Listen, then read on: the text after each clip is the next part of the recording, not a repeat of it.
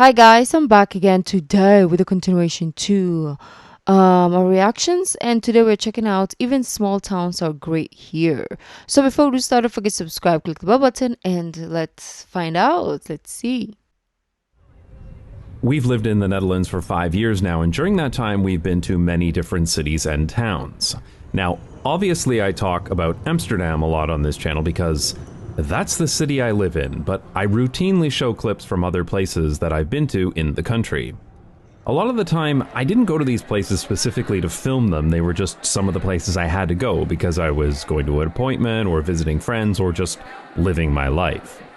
And while I grabbed a few video clips here and there, I never collected enough footage to make a complete video about any of these places, especially in the early days. But a lot of these places are really interesting, and I think you'll find them interesting too, because one of the things that really, honestly, just blew me away after moving to the Netherlands is just how good things are Look at pretty how much everywhere. clean it is.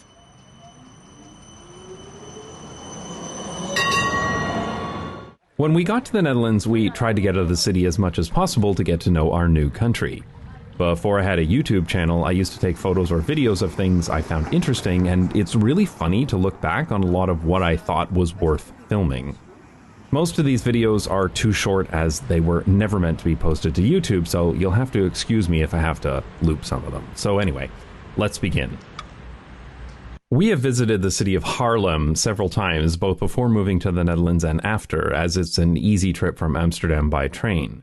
Visiting Harlem for the first time was a really eye-opening experience for me, as it was the first time I realized that even a city of about 160,000 people could be really active and lively, and I talked about that in the very first video on this channel.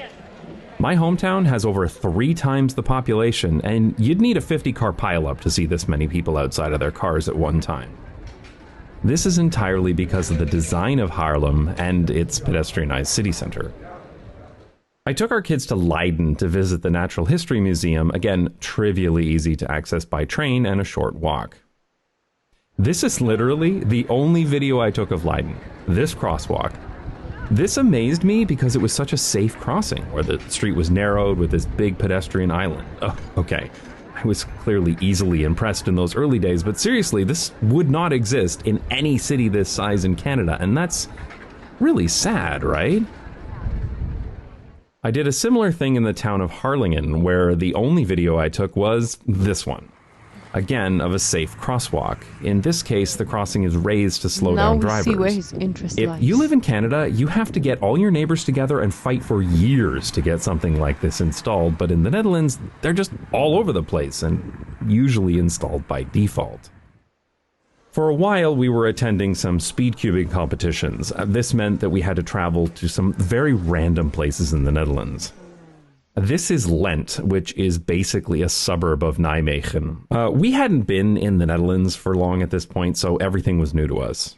I remember it being so amazing that we could so easily take a train to the other side of the country, and when we got there, it was safe for our whole family, including our kids, to cycle by themselves to the neighboring town. There was also this separated bicycle path that I remember thinking was really high quality, especially in such a small city. This bridge was really cool too, and it was interesting how So they cut through this old tower to build this bicycle path. I remember thinking that only the Netherlands would care enough about bicycle infrastructure to do this. The other fascinating thing about Lent was that it felt very suburban with lots of single-family homes, but it was still perfectly safe to cycle through, and there were so many families out on bicycles. These kind of suburban streets cut off to through traffic by cars are ideal routes for cycling without having to build any dedicated cycling infrastructure at all. Oh, There that are no bike neighborhood is lanes like needed here because the speed the and volume dream. of cars was so low. Suburban streets lined with single-family homes but still safe for cycling just absolutely blew our minds. Another speed cubing competition was in Ermelo. Again, our destination in this small town was easily accessible by train plus bicycle. What amazed me was that a town this small, 27,000 people, would have so many trains going to it, and with a ridiculous amount of bicycles parked out front. The other thing that surprised me was the traffic calming. That's the infrastructure that's used to slow and restrict car traffic. So many streets were cut off to car traffic, and again, it was easy to cycle everywhere without any dedicated cycling infrastructure. I talked about this in one of my very early videos about traffic calming on this channel. This one little town had more traffic calming measures than I've seen in literally any city of any size in Canada. And when it comes to small towns in Canada, they're all extremely car-centric. They are legitimately terrible places to be, despite them being small enough to easily cycle from one end to the other. So being in a small town that wasn't lined with strip malls and overrun by cars was just incredible. So peaceful to It even, really like, became look clear to me at. that to make a place friendly for cycling, it was more important to restrict cars than it was to build a bunch of expensive bicycle infrastructure. After all, protected bike lanes are really just an extension of car infrastructure, right? You don't need bike paths if you don't have a lot of cars. We also attended a speed cubing competition in Vayand. This town deserves its own video someday, as it's often considered to be the best city for cycling in the Netherlands. The exit to the train station is right at this nice cycling path, and it connects directly to this pedestrianized shopping center. Totally accessible by foot or by bicycle without ever interacting with any cars at all. And this isn't even the main train station. This is the suburban station in a place with only 65,000 people. Like, I would absolutely never see this in Canada anywhere, never mind the suburbs of a small city. We took a vacation to Terschelling, an island in the North Sea. I was amazed that we could take a train directly to the ferry, and when we got to the island, we could rent e-bikes and cycle everywhere. We were even staying on a farm, like an actual rural farm, and it was still easily accessible by separated paths that were only used by bicycles and tractors. This country never ceases to amaze me. We went on vacation to a small camping area outside of Omen. Again, small town, 18,000 people. Obviously, a lot of people drive here, but there are still alternatives for walking and cycling. I drove around to take a look at the town and saw traffic calming everywhere. Look at the traffic calming on this main residential street. There is no way this would exist in a town this small in North America. This street would be wide and straight, high speed, and have lots of cars. People would have signs on their lawns telling drivers to slow down, and nobody would let their kids out in the street. It's just a totally different way to design a residential area. I was also surprised at how good the new road infrastructure was. You can see a very clear separation between streets and roads. There are no stroads here. For example, the businesses in this industrial area were accessible by streets separated from the main road, and accessible by roundabout. I talked about this in more detail in my video about stroads. Of course, there was a train station with a huge amount of bicycles outside of it. Again, this would just never exist in North America in a town this size. We also stayed at a campground near Diepenheim, and I had to drive there to buy groceries. I think this place surprised me the most because less than 3,000 people live here. And yet there were lovely houses on small streets, a traffic calming of course, and people of all ages cycling everywhere. What was even crazier was the time we ended up in Uthoven. There was nice traffic calming everywhere, we saw lots of people cycling, but I really wanted to film this because it's a great example of rural transit in the Netherlands. A bus stop with a bicycle rack so that people can cycle to the bus stop. And this bus stop has buses that come every 12 minutes. And get this, for a village of 265 people. I know of cities 1,000 times that size in Canada that have less frequent bus service. Or none. We took our kids to the Bonami Computer Museum in Zola. This is on the edge of the city, about 4 kilometers from the train station, but it was still trivially easy and safe to get to by bicycle. The population of Zola is about 120,000 people. It was amazing to us how even these places in a random business park at the edge of a small town were still accessible to us with a train plus bicycle combination. I had never seen anything like this before. Also, the computer museum is amazing. You should go if you're Oh, nearby. that looks, yeah, definitely. We stayed for a few days at a campground near Usen, so I took a drive into town to check it out. Of course, I was able to easily pick up an Ofe Feets rental bicycle from the bicycle parking garage at the train station. I wanted to come here because David Hembrow, a British blogger who runs the blog A View from the Cycle Path, lives in Usen and talks about it a lot. It was again an absolutely lovely small city, and it was really pleasant to walk around. And there were lots of nice residential neighborhoods all over. I like the design of the neighborhoods over there. It's really like calming and inviting. And it looks really peaceful, to be honest. So I feel like that is a great neighborhood to live at. Like I really, really like that look.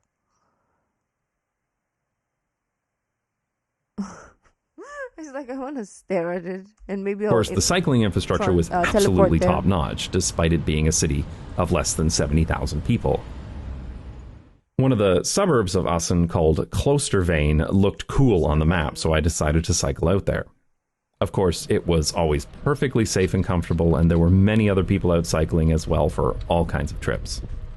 I just couldn't believe how good a small city could be. Kloosterveen itself was also really nice, despite it being a modern development. There was a mix of housing types, including single-family homes, and they were all connected by car-free walking and cycling paths. The crazy-looking circle thing was a pedestrianized center with underground parking and apartments, and all the shops you'd need on a regular basis. This proved to me once again that modern suburban neighborhoods don't have to be car-centric and crappy. I do think that Usen should have a tram line, though. Its public transportation is decent, but it's only buses. While we were driving back to Amsterdam, we wanted to stop at a grocery store, so we went to this random neighborhood called Vathorst outside of Amersfoort. Again, totally blown away. Look at this place. It looks so beautiful. This is as suburban as it gets, right off the highway, but there was a traffic calming, a nice little shopping area that's within walking distance of houses.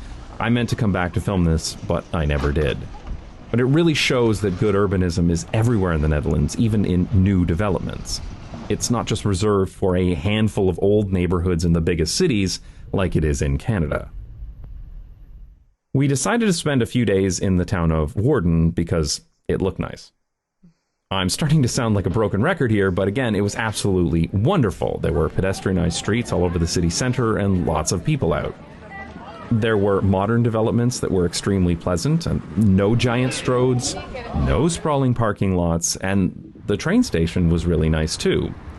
It had a big outdoor parking lot for bicycles, as well as one indoors, and more on the other side too. And of course, regular train service, despite it being a town of about 50,000 people. Like, coming from Canada, this was crazy. A family friend came to visit us in the Netherlands. She had Dutch heritage, and we went to see some of her extended family. This brought us to Snake, an absolutely lovely old town of about 35,000 people. They lived in this pretty typical Dutch suburban neighborhood, and it was really nice. The row houses were well kept, the streets were safe and narrow, and there were lots of things within easy walking and cycling distance. Of course, there was this nice little train station with a ridiculous number of bicycles parked out front. The city center of Snake is pedestrianized, and it's a genuinely wonderful place to be. We went out on a boat and sailed through the canals. I just couldn't believe that a small town could be this nice. As a point of reference, this is what downtown looks like in a similarly sized city in Canada, and I always assumed that this is what all small towns were like. Yeah. I could never have imagined that a small town could have a pedestrianized city center before coming to the Netherlands. And yet, they're everywhere here. We also visited her extended family in Alkmaar, a city with a population of about 100,000 people, and I was absolutely amazed. This was a neighborhood of single-family homes in a relatively small city, and yet it didn't have massively wide streets with high-speed cars. It was quiet and boring, just like a suburb is supposed to be, but it was also perfectly safe to walk and cycle. And it was directly connected to a local park with a network of separated bicycle paths that could take you anywhere else within the city. We saw so many kids out playing together and without any parents around. This is just a better way to design a suburb. I was doing a contract in the town of Zeist, so I had to travel there every week. I'm going to make a full video about this because it was the nicest modern train station I think I've ever seen.